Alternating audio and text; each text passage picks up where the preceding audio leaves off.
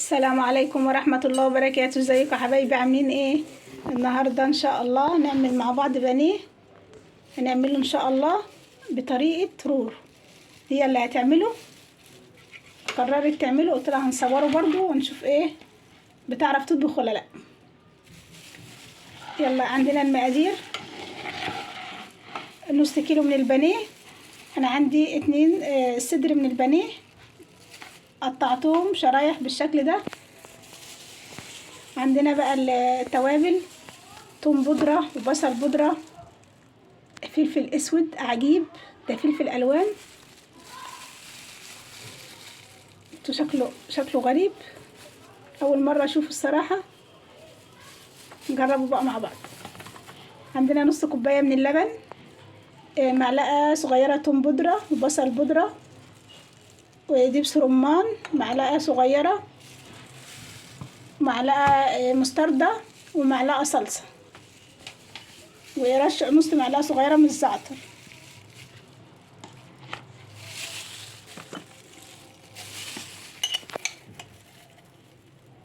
دي في اللبن.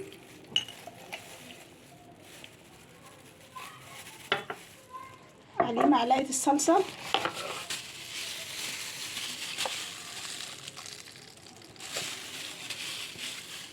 مستردة معلقة،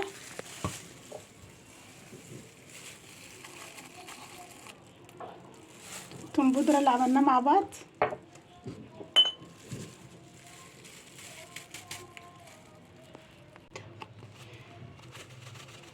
معلقة صغيرة من الزعتر،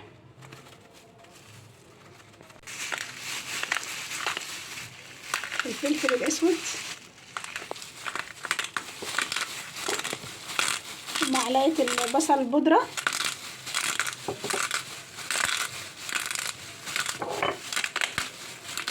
دبس رمان اللي عملناه مع بعض، ونضيف بقى الملح. نخلط بقى الخليط بتاعنا كويس جدا.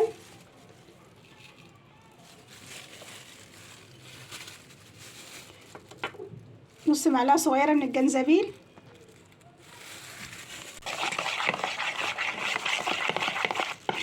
نخلط التوابل كويس جدا.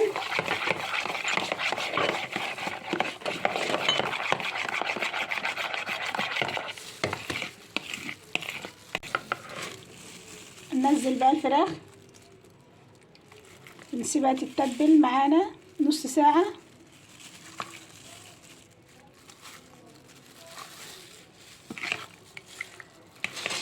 نسيبها تتبل نص ساعة ونكمل مع بعض.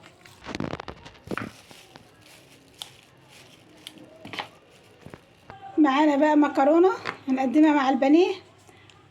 مكرونة هنعملها مكرونة بالصوص الأبيض.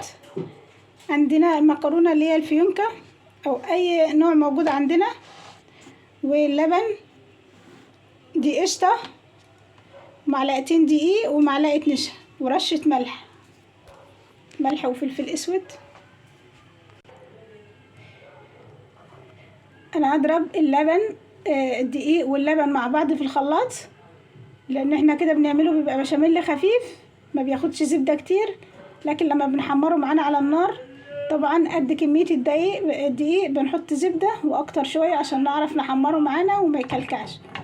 فانا بحب احمره كده بيبقى خفيف بقى معايا.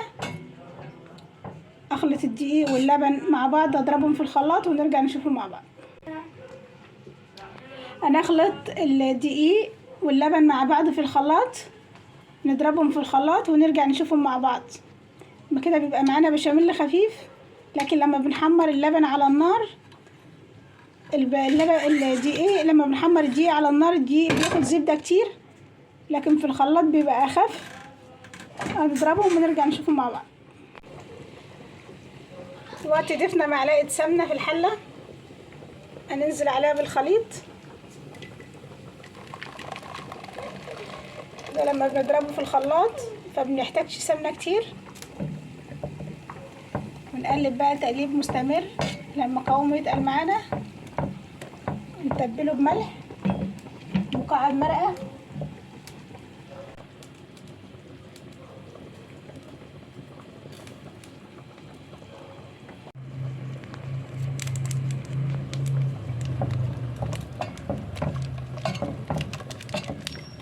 مكعب مرقة،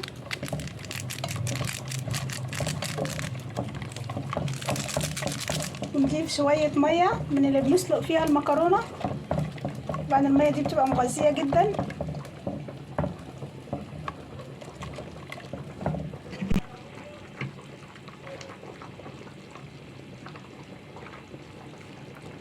شوية مية اللي بنسلق فيها المكرونة.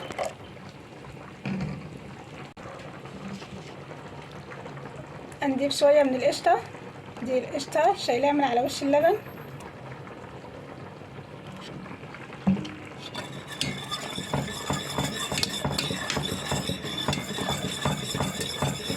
لو عندنا كريمة طهي هنضيف ربع كوباية من كريمة الطهي.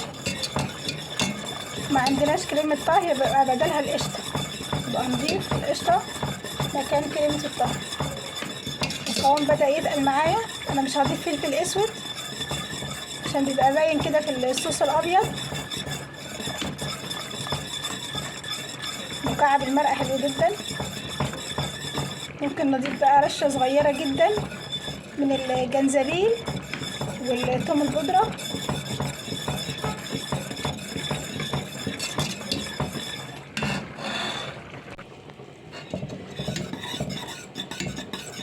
الصوص غلي معايا بالشكل ده، قوامه تقل، والمكرونه اتسلقت معايا.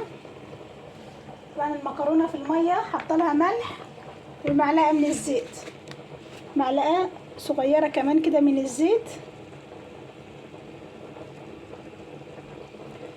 والمكرونه بقى بتاعتنا مش هنخلطها مع بعضها الا عند التقديم. يعني طبعا احنا حد بيجي دلوقتي، واحد هيجي من الدرس يجي ياكل، نعمل له الطبق بتاعه، نسخن البشاميل ونضيف عليه ونضيف له عليه المكرونه ونخليها بقى بالشكل ده.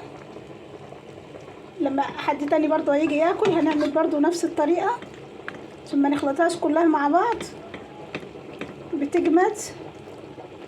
طبعا دلوقتي كل واحد في مكان ما بيتجمعوش كده بسرعه، فاحنا نخليها بقى معانا بالشكل ده. معلقه الزيت مش هتخليها تلزق في بعضها، طعمها حلو جدا. في مكرونه بدقيق السمولينا طعمها حلو جدا جدا جدا. نسيبها بقى بالشكل ده ونطفي على الصوص بتاعنا. وعند الاستخدام بقى نضيف المكرونه على الصوص ونسخنهم مع بعض.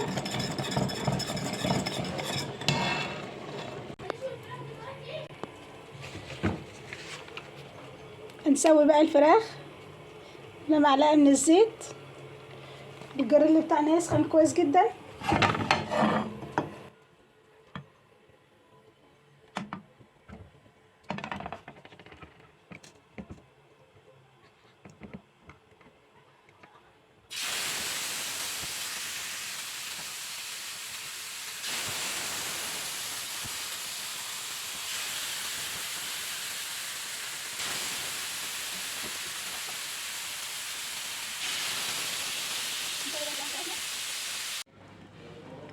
طبق المكرونه معانا بالشكل ده.